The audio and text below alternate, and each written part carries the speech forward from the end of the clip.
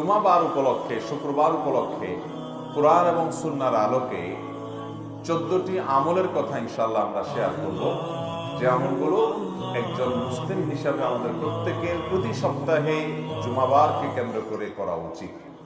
এই আমলগুলোর ভিতরে সর্বপ্রথম আমল হলো জুমাবারের মূল আমল, যে আমলকে কেন্দ্র করে পুরো বারের শ্রেষ্ঠত্ব নির্ধারিত, সে আমল অর্থাৎ জুমার সালাত আদায় করা, জুমার নামাজ পড়া। জুমার দিন, এই দিনটা আল্লাহর কাছে এত গুরুত্বপূর্ণ যে এই দিন সম্পর্কে, এই দিনের যে জুমার যে নামাজ, এই নামাজ সম্পর্কে আল্লাহ তাআলা কোরআনুল কারীমে শুধুমাত্র একটা আয়াত নাযিল করেন না, গোটা একটা সূরা, আস্ত একটা সূরা নাযিল করেছেন। সূরার নামই দিয়েছেন সূরাতুল জুমআ। ইয়া আইয়ুহাল্লাযীনা আমানু, আল্লাহ সেখানে বলেছেন, হে ঈমানদারগণ, ইযা নুদিয়া লিস-সালাতি মিন ইয়াউমিল জুমআ, জুমার দিন যখন আযান দেয়া হবে, জুমার প্রতি যখন মুয়াজ্জিন আহ্বান করবে, ফাসআউ ইলা যিকরিল্লাহ, তখন আল্লাহর জিকিরের দিকে তোমরা দৌড়াও। ওয়াদারুল বাই', বেচা কিনা, ব্যবসা বাণিজ্য সব রেখে দাও এবং আল্লাহর ডাকে সাড়া দিয়ে চলে যাও। ঈমানদারের কাছে ফরজ নামাজের মধ্যে অন্য সব সাধারণ ওয়াক্তের চাইতে জুমার নামাজের গুরুত্ব অনেক বেশি। তাহলে জুমার দিনের প্রধান আমল হলো জুমার নামাজ আদায় করা। সপ্তাহের মধ্যে যত দিন আছে এর মধ্যে সবচেয়ে সেরা শ্রেষ্ঠ দিন হলো এই দিনটা। এই জন্য জুমার নামাজের জন্য আগে আগে যাওয়া, এটা হলো জুমার দিনের প্রথম আমল। নাম্বার 2, জুমার দিনের ফজরের নামাজ বিশেষভাবে জামাতের সাথে পড়ার চেষ্টা করা। এমনিতে সপ্তাহের যে কোনো দিনের 5 ওয়াক্ত নামাজের মধ্যে সবচেয়ে গুরুত্বপূর্ণ নামাজ হলো ফজর এবং আসর। ফজর এবং আসর, ফজর নামাজের গুরুত্ব এবং মর্যাদা অনেক বেশি। বিভিন্ন হাদিসের আলোকে ফজর নামাজের প্রায় 10টি ফজিলত এবং গুরুত্বের কথা আমরা জানি। 10টি বিশেষ ফজিলত আছে যেগুলো অন্য কোনো নামাজের নাই, ফজরের নামাজের আছে। এই জন্য ইবলিস ফজরের নামাজে যাতে আমরা উপস্থিত না পারি, এই জন্য বিশেষভাবে সে ডিউটি করে। নবী করিম সাল্লাল্লাহু আলাইহি সাল্লামের হাদিসে তার বিস্তারিত বিবরণ আসছে। দেখবেন অন্য কোনো নামাজ পড়তে এত কষ্ট হয় না যত কষ্ট হয় ফজরের নামাজ পড়তে। এই জন্য মুসল্লিদের মধ্যে যারা ক্রিম মুসল্লি, মুসলমান হিসাবে যারা এ ক্লাসের, আফার ক্লাসের মুসল্লি, সেই মানুষগুলোকে ফজরের নামাজে মসজিদে জামাতের মধ্যে পাবেন। এটা হলো সমাজের সবচাইতে আফার ক্লাসের মুসল্লি। ফজরের নামাজের মধ্যে আবার সবচেয়ে শ্রেষ্ঠ এবং গুরুত্বপূর্ণ ফজরের নামাজ হলো জুমার দিনের ফজরের নামাজ, যে আফদালুস সালাওয়াতি ইনদাল্লাহ, আল্লাহর কাছে দুনিয়ার যত নামাজ আছে এর মধ্যে সবচেয়ে শ্রেষ্ঠ নামাজ হলো সালাতুল ফজরি ইয়াউমাল জুমআতি মাআল জামাআ। জুমার দিনে জামাতের সাথে পুরুষরা ফজরের নামাজ পড়লে এটা হলো আল্লাহর কাছে সবচেয়ে শ্রেষ্ঠ নামাজ। মুহতারাম হাজিরিন, তাহলে জুমার দিনের দ্বিতীয় আমল হলো এই দিনের ফজরের নামাজটাকে অন্য সপ্তাহের যে কোনো ফজরের চাইতে গুরুত্বপূর্ণ মনে করে কোনোভাবে এই দিনের ফজরের জামাত মিস হতে দেওয়া, ঠিক আছে না? ইনশাআল্লাহ চ্যালেঞ্জ নিতে হবে। জুমার দিনের 3 নম্বর আমল হলো জুমার দিনের ফজরের যে নামাজ, এই ফজরের নামাজের কেরাতটা হবে অনেক লম্বা। প্রথম রাকাতে সূরা সাজদা তেলাওয়াত হবে আর দ্বিতীয় রাকাতে সূরা তাহার তেলাওয়াত হবে। বুখারী মুসলিমের যে বর্ণনা করেছে যে নবী করিম সাল্লাল্লাহু আলাইহি সাল্লাম জুমার দিন ফজরের নামাজে, ফজরের ফরজ সালাতে তিনি ইমামতি করতেন, এই 2টা সূরা পড়তেন। এই 2টা সূরা দিয়ে নামাজ পড়লে মিনিমাম 20-30 মিনিট সময় লাগে। আমরা মহল্লাবাসী যদি এরাদা করি যে সুন্নতটা সপ্তাহে একটা দিনই তো, ইমাম সাহেব যদি হাফেজ সাহেব হন, হাফেজ সাহেব না হলেও বলতে হবে, ইমাম সাহেব আপনি সূরা সাজদাটা বড় সূরা একটু মুখস্থ করে নেন, সূরা তাহারটা মুখস্থ করে নেন। আমরা এই সুন্নতের উপর আমল করতে চাই, ইমাম সাহেবকে উৎসাহ দিয়া আমরা আমল করার চেষ্টা করবো না ইনশাআল্লাহ। নাম্বার 4, জুমার দিনের 4 নম্বর আমল হলো গোসল করা, সুগন্ধি লাগানো, মেসওয়াক করা।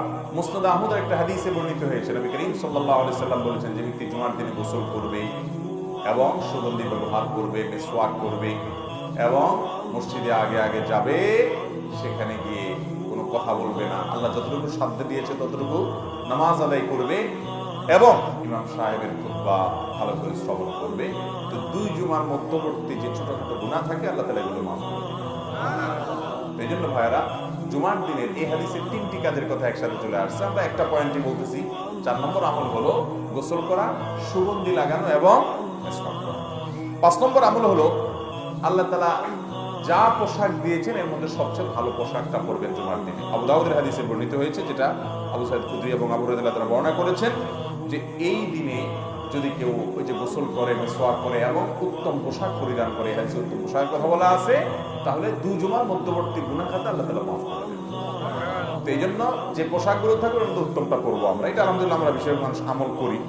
6 নম্বর আমল হলো জুমার দিনে 5টি বিশেষ কাজ করা। এই কাজগুলোর মাধ্যমে আল্লাহর জমিনে যত সওয়াবের কাজ আছে এর মধ্যে সবচেয়ে শ্রেষ্ঠতম সওয়াবের কাজ আপনি করতে পারবেন। তাহলে জুমার দিনে গোসল উত্তম রূপে করা, ভোরে উঠে ফজর নামাজ জামাতের সাথে পড়ার পাশাপাশি জুমার নামাজে আগে আগে যাওয়া এবং পায়ে হেঁটে যাওয়া, বাহনে না চড়া, এবং ইমামের খুব কাছাকাছি যত সম্ভব গিয়ে বসা। আর 5 নম্বর হলো ইমাম যখন খুতবা পাঠ করবেন, খুতবার জন্য আসবেন, চুপচাপ থেকে কোনো একটা কথা বলা ছাড়াও, একটা অনর্থক কাজ করা ছাড়াও মনোযোগ দিয়ে আগ্রহের সাথে খুতবা শ্রবণ করবে। বাস এই 5টা কাজ করার মাধ্যমে প্রতি কদমে 1 বছর নফল নামাজ এবং নফল রোজার সওয়াব পাওয়া যাবে। সহজ কথা না ভাই। মুহাদ্দিসিনে কেরাম অনেকে বলেছেন ইসলামে অনেক ফজিলতের হাদিস আছে, ইসলামে যত ফজিলতের হাদিস আছে এর চাইতে বেশি ফজিলতের কোন হাদিস ইসলামে আর নাই। সর্বোচ্চ ফজিলতের হাদিস হলো এটি জুমার দিনে। আমল করার চেষ্টা করবো না ইনশাআল্লাহ।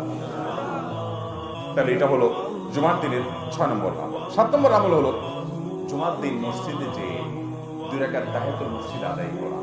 এটা শুধু জুমার দিনের না, এটা প্রতিদিনই করার চেষ্টা করব আমরা। অন্য যে কোনো সময় তাহিয়াতুল মসজিদ পড়তে হবে, জুমার দিনও বিশেষ গুরুত্বের সাথে আমরা পড়ার চেষ্টা করব ইনশাআল্লাহ। 8 নম্বর আমল হলো যদি কারোর জুমার দিনে এই মসজিদে আসার পর ঘুমানি আসে, ঝিমানি আসে, সেই জন্য জায়গাটা পাল্টায় নেয়। তাহলে বোঝা গেল এটা একটা ঔষধের। জায়গাটা পাল্টায় আরেক জায়গায় উঠে বসলে ইনশাআল্লাহ ঘুম কি হবে, তাৎক্ষণিকভাবে অন্তত কেটে যাবে। আবার ঝিমানি আসছে নতুন জায়গা যেখানে গেছেন সেখানে, সেটা আবার একটু পাল্টান। এবার পাল্টালে ইনশাআল্লাহ ঘুমের সাথে লড়াই করে আপনি ইবাদত বন্দেগী করতে পারবেন। তাহলে ঘুম আসলে একটু জায়গা পরিবর্তন করা, এটা হলো 8 নম্বর আমল। 9 নম্বর আমল হলো মানুষকে বসতে সুযোগ দেওয়া এবং বিশেষ করে কারোর ঘাড় ধরে ধরে মানুষের ঘাড় ডিঙ্গায়া ডিঙ্গায়া সামনের কাতারের দিকে না যাওয়া। এই অপরাধটা নেতারা একটু বেশি করে, যারা একটু এলাকার নেতাগোতা থাকে ওনারা একটু বেশি করে, বাকি আমরা সুযোগ পাইলে কেউ ছাড়ি না। অথচ এটা খুব খারাপ জিনিস। বিভিন্ন বর্ণনায় আসছে যে জুমার দিন মুসল্লিদের গায়ের উপরে পাও দিয়া দিয়া কাতার ভেঙে ভেঙে সামনের দিকে যে লোক যায়, সে জাহান্নামের ব্রিজের উপরে সে যেন আরোহণ করবে। অতএব জুমার দিনে মানুষের ঘাড় ডিঙ্গায়া সামনে যাওয়া যাবে না। আর কেউ আসলে তাকে একটু বসার জায়গা দিতে হবে, একটু নড়ে গিয়ে তাকে ফাঁক করে দিতে হবে, বসার জায়গা দিতে হবে। নবী আকরাম সাল্লাল্লাহু আলাইহি সাল্লাম সহিহ মুসলিমের হাদিসে এই বিষয়ে আমাদের উৎসাহ দিয়েছেন। 10 নম্বরের আমল হলো জুমার দিনে জুমার নামাজে বিশেষভাবে সূরা জুমআ এবং সূরা মুনাফিকুন এই দুটো সূরা তেলাওয়াত করা নামাজের কেরাতের মধ্যে, অথবা সূরা সাব্বিহ ইসমা এবং সূরা গাশিয়া, সাব্বিহ ইসমা রাব্বিকাল আলা এবং সূরা গাশিয়া প্রথম রাকাতে এটা, দ্বিতীয় রাকাতে ওইটা, এটা তেলাওয়াত করা। এটা সুন্নাত। নবী করিম সাল্লাল্লাহু আলাইহি ওয়াসাল্লাম জুমার দিন এটা করতেন। এটা ইমাম সাহেবদের ডিউটি, ইমাম সাহেবদেরকে দিয়ে আদায় করে নেবেন। 11 নম্বর আমল হলো জুমার দিনে বিশেষভাবে জিকির এবং দোয়ায় মাশগুল হওয়া। জুমার দিনে একটা সময় আছে যে সময় দোয়া কবুল হয়। হাদিসে বর্ণিত হয়েছে জুমার দিনে একটা সময় কি কবুল হয়, দোয়া কবুল হয়। এই সময়টা ঠিক কখন সেটা হাদিসে স্পষ্ট উল্লেখ নেই। কেউ বলেছেন যে আপনার আসরের পরে, তো বেশিরভাগ ওলামায়ে কেরাম আসরের পরের কথাই বলেছেন। আসর টু মাগরিব, সূর্য ডোবার আগ মুহূর্তে জুমার দিন খুব গুরুত্বপূর্ণ টাইম, দোয়া কবুল হয়। এই জন্য সপ্তাহের এই টাইমটাতে বিশেষ করে এবং জুমার দিন সারাদিনই কম বেশ বিভিন্ন সময়ে দোয়া করার ইহতিমাম করতে হবে। এই সময় দোয়া ফেরত দেওয়া হয় না। আল্লাহর কাছে যদি ভালো করে চাইতে পারেন যে কোনো চাওয়া মঞ্জুর করে নিতে পারবেন জুমার দিন। 12 নম্বর আমল হলো জুমার দিনে সূরা কাহাফ পাঠ করা। নবী সাল্লাল্লাহু আলাইহি সাল্লাম বলেছেন সূরা কাহাফের প্রথম 10 আয়াত যদি কারো মুখস্থ থাকে এবং এটা যদি সে তিলাওয়াত কন্টিনিউ করে, আল্লাহ তাআলা দাজ্জালের ফিতনায় তাকে ঈমান হারা করবেন না। সে ওই ফিতনা ধরে ফেলতে পারবে যে আরে এটা তো সেই ফিতনা, আল্লাহ তাকে বাঁচায় রাখবেন। বেশি বেশি করে সূরা কাহাফ তেলাওয়াত করবেন। জুমার দিনে সূরা কাহাফ তেলাওয়াত যেন মিস না, চেষ্টা করবেন ইনশাআল্লাহ। এটা 12 নম্বর আমল। 13 নম্বর আমল হলো জুমার দিনের দুরূদ বেশি বেশি করে পাঠ করা। ভাইরা আমার, এই জন্য শুক্রবারের এই আমলটা বৃহস্পতিবার সন্ধ্যা থেকে নিয়মিত করা শুরু করবেন। দুরূদ পাঠ করা, আপনি সাধারণ সবচেয়ে শ্রেষ্ঠ দুরূদ পাঠ করতে চাইলে দুরূদ ইব্রাহিম নামাজে যেটা পড়াটা পড়বেন, এটা নবীজি শিক্ষা দিয়েছেন। আর সবচেয়ে ছোট দুরূদ পারলে সাল্লাল্লাহু আলাইহি সাল্লাম পাঠ করবেন, বাস যথেষ্ট। আর মাঝামাঝি কোনো দুরূদ পড়তে চাইলে পড়তে পারেন, কিন্তু এই আকীদা বিশ্বাস রাখবেন না যে এটা এতবার পড়লে অমুক উদ্দেশ্যে সফল হবে, হান হবে, তান হবে। এগুলো সব মন গড়া, মানুষের নিজস্ব আবিষ্কার, হাদিস দ্বারা প্রমাণিত। 14 নম্বর আমল হলো জুমার রাতে ঘুমাবেন এবং জুমার দিন খাওয়া দাওয়া করবেন। হ্যাঁ, যদি কারো রোজা বললাম চাঁদ্র মাসের 13টা 14-15 রোজার মধ্যে শুক্রবার পড়ে যায়, সেই হিসাবে তো আপনি রাখবেন। অথবা আগে পরে মিলে কেউ এই দিনগুলোতে রোজা রাখেন, তার কোনো ফরজ কাজা রোজা রাখার আর কোনো সুযোগ নেই শুক্রবার ছাড়া, তিনি রাখবেন।